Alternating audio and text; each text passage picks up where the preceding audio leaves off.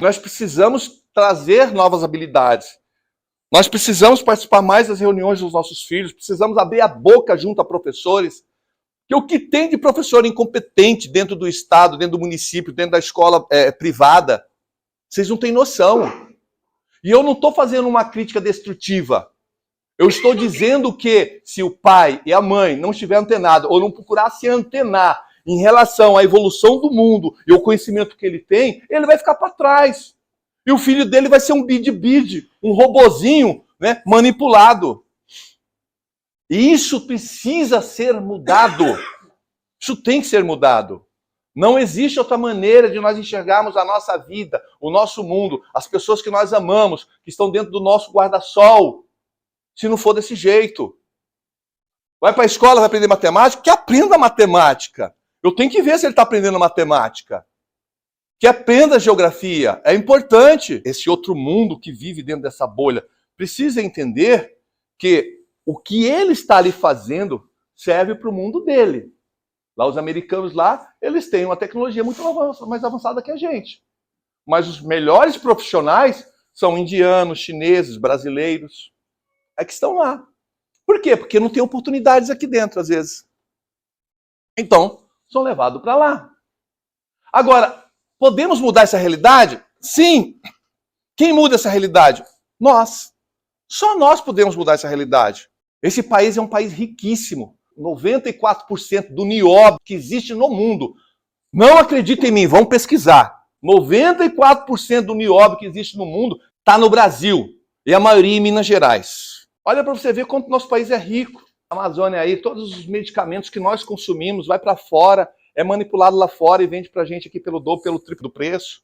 Mas temos um monte de gente inteligente aqui. O que falta é esse conhecimento, é das pessoas começarem a vibrar com esse conhecimento, das pessoas começarem a entender que elas são capazes, que elas têm esse entendimento, que elas podem mudar isso. Mas enquanto não entender, continuar vivendo dentro de uma bolha, calado, quietão, nós podemos ser melhor em tudo que nós fazemos. Se nós varremos o chão onde as pessoas passam, que esse chão seja o melhor.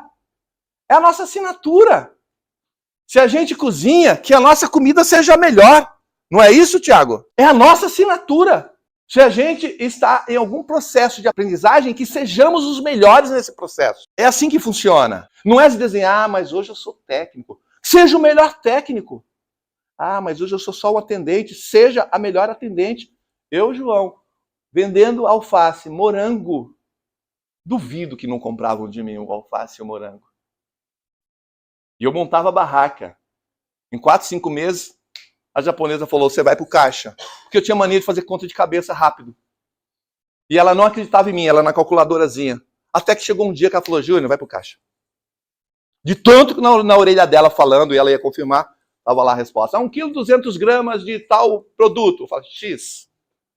E assim foi. E ali você começa a sua evolução. Então tinha que ser o melhor ali. Eu precisava me destacar. Ainda mais quando nós somos pessoas simples e que às vezes a gente não tem holofotes. As pessoas não nos enxergam. Às vezes fazem questão de não nos enxergar. Então a gente precisa ser destaque. E destaque não é falar, não. Destaque é fazer, fazer, fazer e fazer. E esse é destaque. É assim que funciona. Olha que interessante. Veja só. Eu aqui pensando, veio algo aqui na minha cabeça. A resistência. Na maioria das vezes, não estou dizendo que seria o fator primordial, mas que na maioria das vezes a resistência nos leva para baixo. Resistir ao novo. Subestimar o novo. Não fazer parte da mudança. Não dar chance para ouvir, para entender. Não fazer um teste. Muitos já passaram por isso aqui. Nós temos alguns problemas que, volto a dizer, em relação à comunicação, que isso é uma arma poderosa que nós temos. Volto a falar ao que eu comentei logo no início da nossa palestra. Essas resistências, às vezes, incomoda, não no momento da resistência, porque às vezes a gente não pode nem levar isso muito a sério. Tá? No começo não podemos nem levar isso muito a sério. Porque às vezes o erro não está por parte de quem resiste, sim por parte de quem induz. Eu vou tentar colocar de uma forma mais sinestésica, para que vocês entendam e compreendam o que eu quero dizer, aonde eu quero chegar. Quer ver? Pode ser o senhor? Ou está envergonhado? Pode vir? Vem aqui. Você vai ali naquele ponto aqui, ó, nesse ponto. Vai chegar aqui, ó, você está aqui. E eu vou te dar uma missão, tá bom? Então nós vamos bater um papo aqui, eu vou tentar explicar para você, para os demais, qual é a tua missão. A tua tarefa é sair daqui e chegar naquele outro ponto lá, tá? Azul e branco, tá vendo? Tocar a mão ali. Ou chegar daquele lado, não precisa nem tocar a mão, chegar daquele lado, chegar o mais próximo possível daquele lado, tá bom? Tá claro isso? Então essa é a missão dele. Imagine que ali seja a sua evolução, seja o seu objetivo. É o que você muito quer fazer, tá bom? Então vamos lá. Tenta fazer isso. Tenta fazer.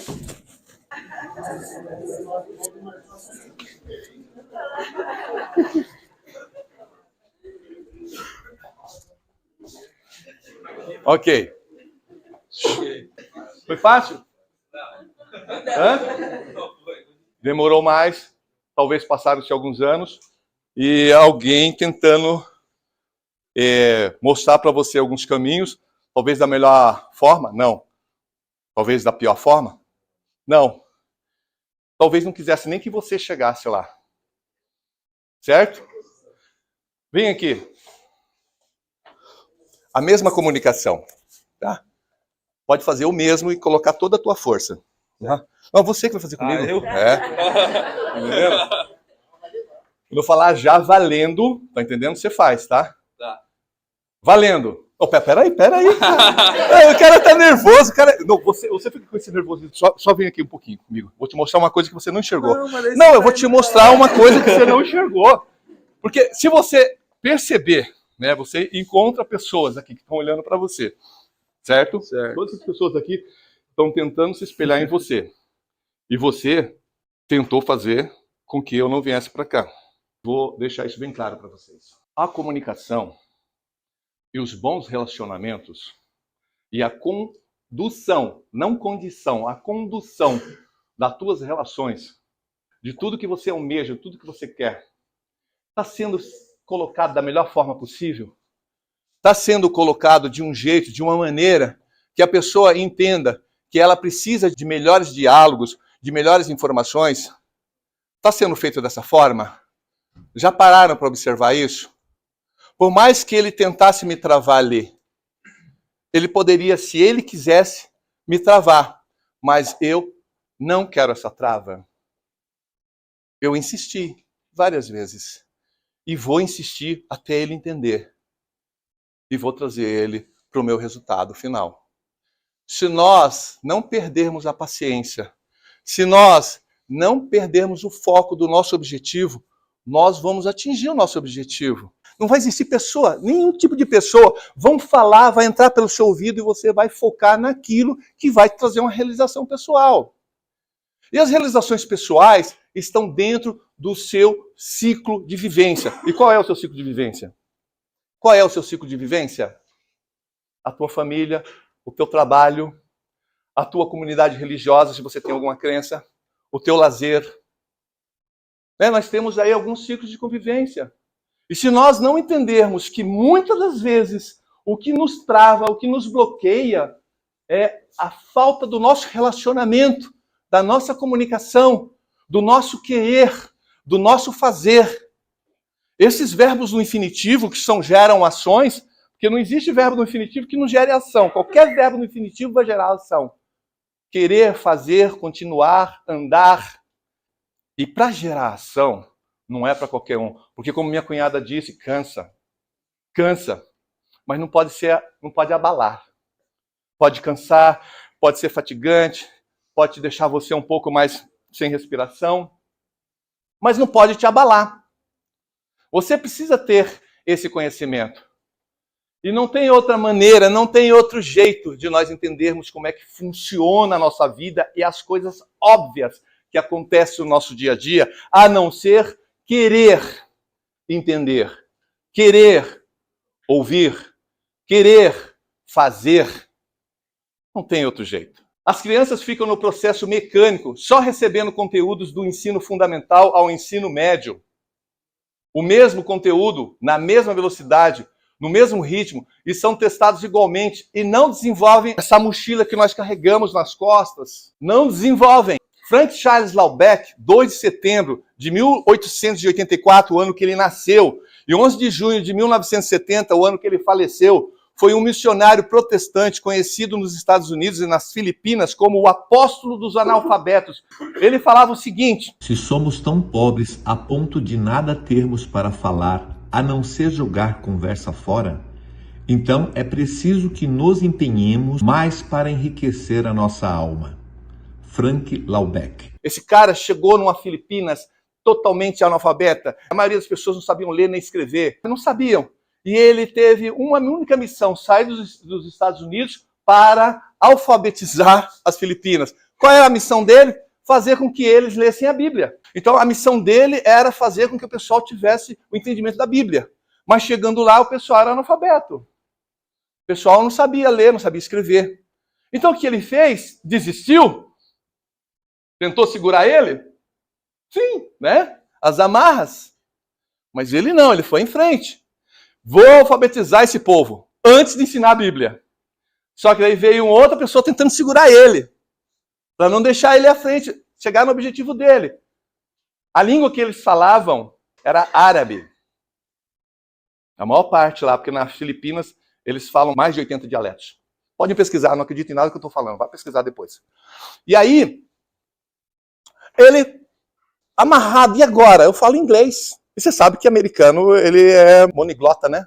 Só fala inglês, né? Americano. Poucos falam outras línguas. Ele foi aprender árabe. Primeiro ele aprendeu árabe. Eu tinha que aprender árabe, para depois alfabetizar, para depois ensinar a Bíblia. Aprender árabe. E eles tinham a missão de alfabetizar para pregar o cristianismo. Estou contando uma história, para deixar bem claro isso para vocês, tá? Então o que acontece? Ele aprendeu o árabe, alfabetizou mais de 80% das Filipinas e foi considerado o apóstolo dos analfabetos.